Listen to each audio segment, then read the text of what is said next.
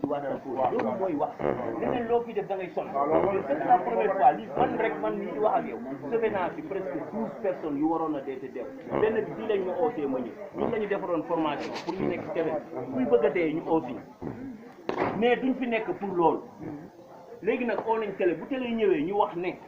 ah waa mairie bi wala waa kii ñoo war a jàppale surveillant de baignade yi ñuy kat loolu mooy wax bi leneen fi wax waaw affaire bi yëpp loolu la Doudou li nga wax moom dëgg la quoi vraiment neexul ba neexul mais tamit aussi suñu maire de la ville bi sérieusement moom dafa mel ni daal respecté wul buy quoi parce que tamit aussi vraiment ñun tamit aussi mënuñu ñaari fan yu jot dina am ko ñu lap mais nañu jël surveillant de baignade ngir yàlla yonent bi maire de la ville na dimbali lébu yi nun wax dëgg yàlla maire de la ville lijjantiwuñu quoi nun lébu yi nag noo war am fulla nag taxaw nag lu mu laaj ñu def kasi parce que ñu nangu suñuy dox aussi di ñàkk seen i bakkan ci